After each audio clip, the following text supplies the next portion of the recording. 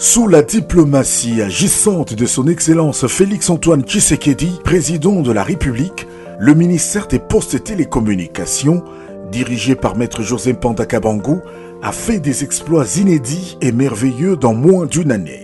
Bientôt le rapatriement effectif à Kinshasa du siège de l'Union africaine des télécommunications, UAT en sigle, ce, après 34 ans de délocalisation à Nairobi au Kenya, à cause des pillages de tristes mémoires survenus dans la capitale congolaise. La 7e conférence des plénipotentiaires de l'UAT, tenue à Abuja au Nigeria, vient de le valider le 23 juillet dernier.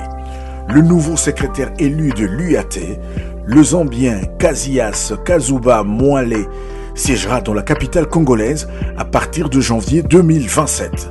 UAT, la seule institution de l'Union africaine que la République démocratique du Congo abrite, du moins pour l'instant, a déjà ses beaux bureaux disponibles le long du boulevard du 30 juin, au 6e niveau de l'immeuble Safi, à côté d'Ecobank, en attendant la construction de son propre immeuble par le ministère des Postes et Télécommunications.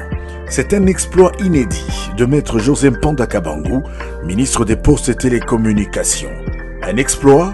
Oui, parce qu'en 34 ans, 17 ministres ont été à la tête du ministère, mais c'est Maître José Mpanda qui parvient à ramener l'UAT à Kinshasa, son lieu statutaire. Après avoir payé tous les arriérés et pénalités de l'UAT de près d'1,4 million de dollars américains, ce rapatriement attribue d'office à la République démocratique du Congo un siège au conseil d'administration de l'UAT.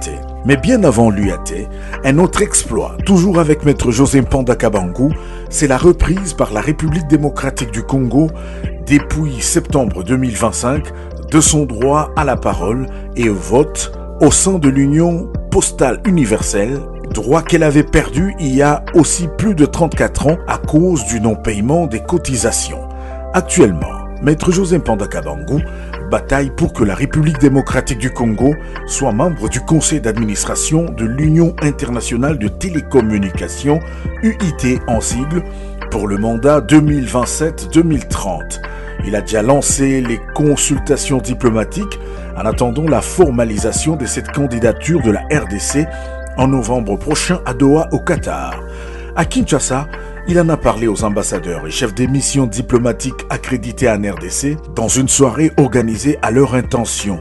Et à Abuja au Nigeria, il a annoncé aux plénipotentiaires de l'UAT et aux autres organisations du secteur. Avec Maître José Mpanda Kabangu, guidé par la vision diplomatique du président Félix Tshisekedi, la République démocratique du Congo reprend sa place dans le concert des nations dans le domaine qui est le sien, postes et télécommunications. Voilà pour lui, Tshisekedi a une mission et non un mandat pour la RDC.